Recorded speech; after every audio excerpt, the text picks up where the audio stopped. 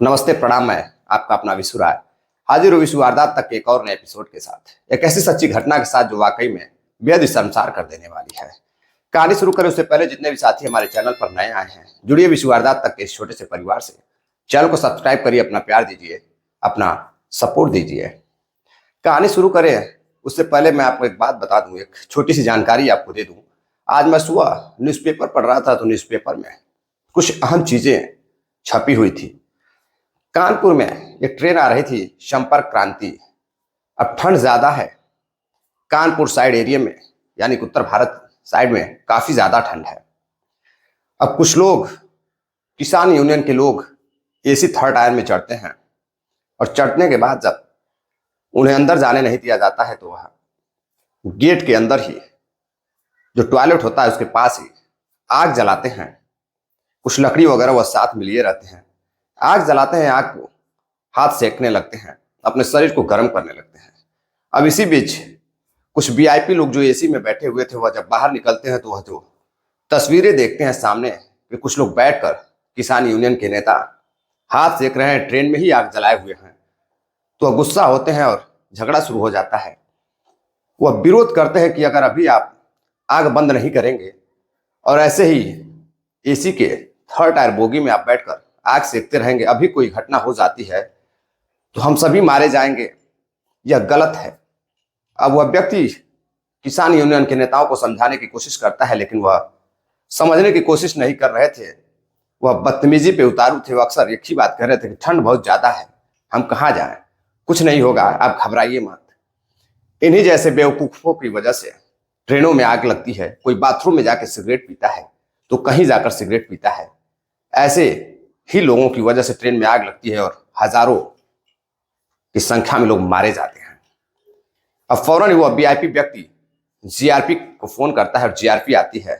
अगले स्टेशन पर ट्रेन रुकती है, जीआरपी आती है और उनसे पूछताछ करती है। और पूछताछ करने के बाद जब जीआरपी वाले उनको लेकर अपने थाने जाते हैं तो किसान यूनियन के लोग गिड़गिड़ाने लगते हैं, 5-6 की संख्या में रहते हैं कि सर हमको माफ कर दीजिए, गलती हो गई, हम जानबूझकर नहीं कर रहे थे, ठंड ज्यादा थी। अब ठंड ज्यादा थी तो क्या पूरी ट्रेन को आग लगा दोगे?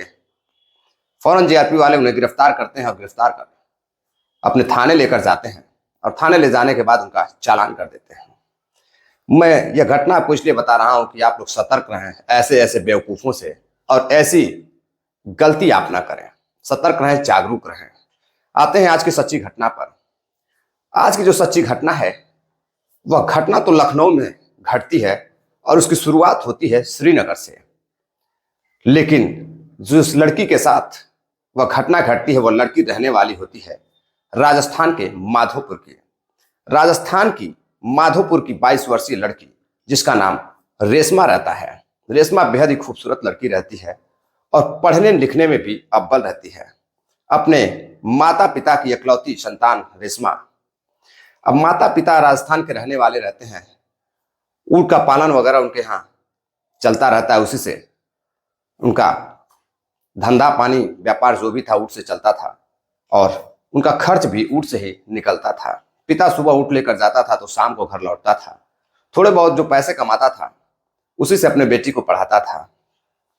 अब बेटी अक्सर कर फिल्में वगैरह देखती थी और देशभक्ति फिल्में देखती थी।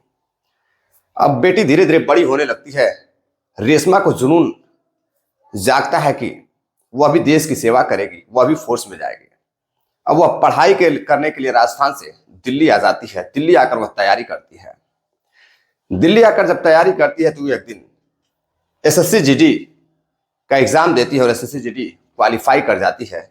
इसके तहत अब वह सीआरपीएफ बटालियन में महिला सिपाही की पोस्ट उसको मिलती है। अब उसकी पोस्टिंग श्रीनगर होती है। अब घर वाले जैसे ही सुनते हैं कि मेरी बेटी एग्जाम क्वालिफाई कर गई है, वह देश की सेवा करेगी, वह बेहद खुश होते हैं। अब पिता भी गर्व से अपनी बेटी पर शान से अपने मूंछों को मरोड़ता है और कहता कि मुझे गर्व है अपनी बेटी पर, मेरी बेटी आज देश की सेवा करने के लिए सिपाही बनी है। अब बेटी ट्रेनिंग में जाती है। ट्रेनिंग के बाद जब ट्रेनिंग कंप्लीट हो जाती है तो उसकी पोस्टिंग, पहली पोस्टिंग श्रीनगर होती है। श्रीनगर एयरपोर्ट पर श्रीनगर एयरपोर्ट पर उसकी मुलाकात होती है बिप्लब पांडे, जो कि सीआरपीएफ बटालियन का दरोगा रहता है, यानी कि एक छोटा अधिकारी रहता है। अब दोनों में अक्सर मुलाकात होती थी, बातचीत होती थी।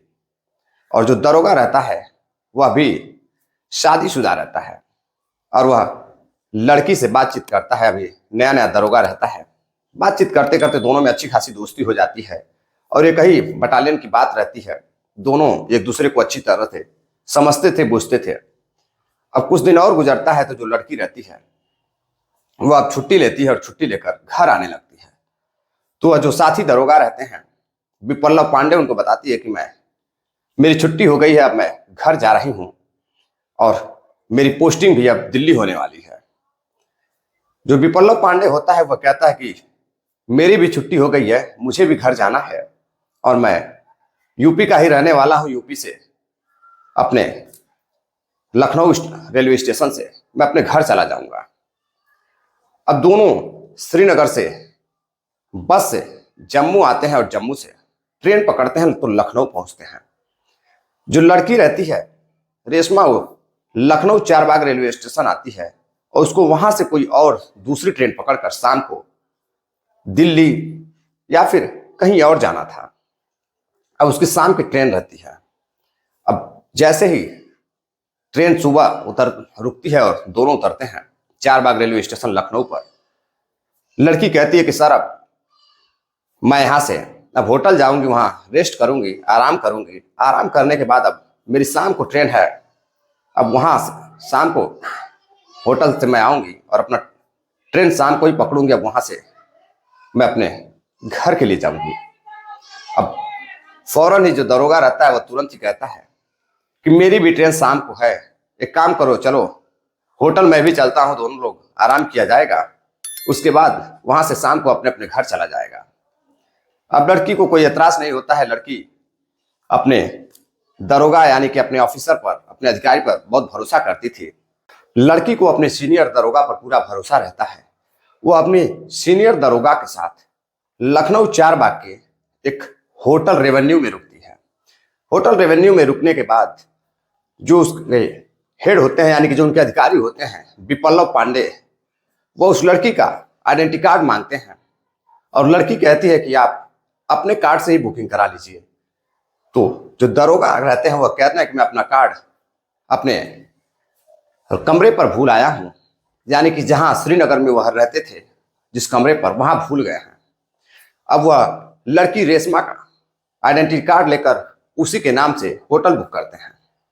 अब धीरे धीरे करीब 11-12 बजने लगते हैं। जो लड़की होती है वो कहती है भूख लगी है, कुछ खाना वगैरह मंगवाते हैं और खाते हैं। तभी जो दरोगा जी रहते हैं वह कहते हैं कि आप यहीं बैठे रहिए, मैं अभी बाहर जाता हूं, कुछ खाने की चीजें लेकर आता हूं। अब दरोगा जी बिप्लब पांडे सीआरपीएफ बटालियन के दरोगा बाहर जाते हैं, बाहर से कुछ खाने की चीजें लाते हैं। खाने की चीजें लाते हैं, जैसे ही आमने सामने बैठकर लड़की और बिप्लब पांडे खाना शुरू करते हैं, कुछ ही देर बाद लड़की को नींद आने लगती है। दरअसल जो दरोगा बिप्लब पांडे रहते हैं वह लड़की के खाने में नशीली दवा मिला दिए थे। अब जैसे ही लड़की खाना खाती है, खाना खाने के बाद वह सो जाती है। अब बिप्लब पांडे खाने का जो पैकेट रहता है, अब बिप्लब पांडे उस चीज को, बर्तन वगैरह को साइड करके अब लड़की के साथ उसके एक एक कपड़े निकालकर उसके साथ शारीरिक संबंध बनाने लगते हैं। अब इसी बीच तो दरोगा जी रहते हैं वह उस लड़की का अश्लील वीडियो भी बनाने लगते हैं।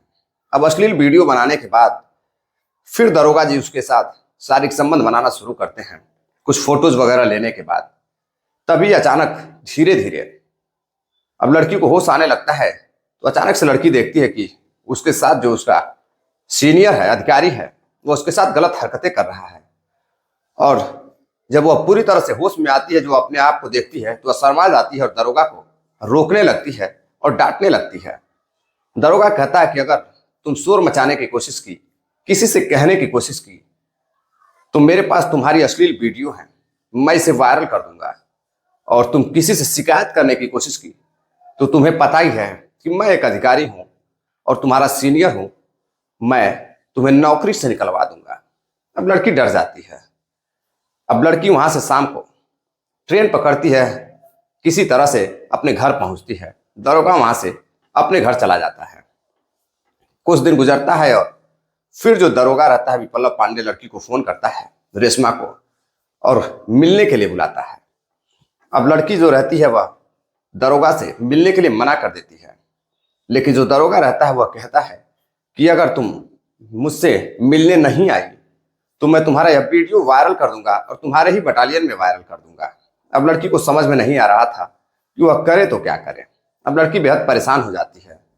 लड़की फोन उठाना बंद कर देती है। फिर एक दिन दरोगा उसे मैसेज करता है कि मुझे 3 लाख रुपए की जरूरत है, अगर तुमने नहीं दिया तो मैं अभी तुम्हारा वीडियो वायरल कर दूंगा। अब लड़की डर जाती है और किसी तरह से 3 लाख रुपए अपने अकाउंट से उसके अकाउंट में ट्रांसफर कर देती है। यह बात अक्टूबर 2023 की है। अब फिर कुछ दिन गुजरता है। जो दरोगा रहता है वह दिल्ली आता है। दिल्ली आता है, लड़की से मिलता है और लड़की से मिलकर फिर से एक बार उसे उसकी वीडियो दिखाता है और उसे याद दिलाता है कि मैंने जो तुम्हारे साथ हरकतें की हैं उसकी वीडियो हमारे पास है, मेरे पास है, और मैं इसे फिर से वायरल करने जा रहा हूं। मुझे कुछ पैसों की जरूरत है। अब वह नवंबर में लड़की से 5 लाख रुपए मांगता है। अब लड़की बताती है कि वह करीब 5 से 6 लाख रुपए तक उस लड़की से दरोगा ने ऐंठ लिया था, अश्लील वीडियो की धमकी देकर। अब लड़की परेशान हो जाती है। लड़की परेशान होकर के नाका हिंडोला के पुलिस स्टेशन पहुंचती है। दरअसल लड़की की पोस्टिंग भी दिल्ली में हो जाती है। अब वो अपने घर इसीलिए आ रही थी कि वह घर मिलकर अब दिल्ली चली जाएगी। अब वह नाका हिंडोला के पुलिस स्टेशन जाती है और वहां के अधिकारी से वह बातचीत करती है और अपनी शिकायत दर्ज कराती है कि हमारे ही बटालियन का एक दरोगा जो मेरा सीनियर है, मेरे साथ सफर में उसने मेरा फायदा उठाया, मुझे नशीली गोलियां दी, दवाइयां दी, और जब उन दवाइयों को वह खाने के जरिए मुझे खिलाया और मैं समझ नहीं पाई। मुझे उस पर पूरा भरोसा था क्योंकि वह मेरा सीनियर था। मुझे नहीं पता था कि वह मेरा सीनियर इंसान के रूप में एक राक्षस है और वह विपल्लव पांडे उस लड़की के साथ हैवानियत करता है। यह सारी बातें जो महिला सिपाही रेशमा होती है वह वहां के अधिकारियों को बताती है। अब अधिकारी जांच के आदेश देते हैं। जांच पड़ताल में जो अधिकारी हैं उनको जो सारी हकीकत रहती है वह पता चलती है, लेकिन जांच में देरी भी हो रही है। इसलिए देरी हो रही है क्योंकि जो दरोगा है वह श्रीनगर में है और जो लड़की है वह दिल्ली में है। तो अभी भी दोनों की जांच पड़ताल जारी है। क्या हकीकत है, क्या लड़की झूठ बोल रही है या फिर दरोगा ने वाकई में इस तरह की घटिया हरकत की है, यह तो अब वह लड़की और वह दरोगा ही जानते होंगे। अब हकीकत क्या है, पुलिस जल्द ही इस मामले को सामने लेकर आएगी और जैसे इस मामले को पुलिस सामने लेकर आएगी मैं एक बार फिर से आप सभी को इस मामले के बारे में अवगत कराऊंगा। चलते चलते कुछ साथियों ने कमेंट किया है जिसका नाम है असलम मेवाती हैं। सुनील चौधरी जी सेंट्रल जेल राजस्थान से रहने वाले हैं। नासिर पठान है, सिलीगुड़ी के रहने वाले हैं। दिलीप कुमार गुप्ता जी हैं कानपुर से, और एक और मेरे मित्र हैं नासिर पठान जो सोलापुर के रहने वाले हैं। आप सभी का बहुत बहुत धन्यवाद जो आप इतना प्यार सपोर्ट देते हैं। आप सभी का बहुत बहुत धन्यवाद। मिलते हैं एक और नई कहानी के साथ, तब तक के लिए इजाजत दीजिए। जय हिंद, नमस्कार।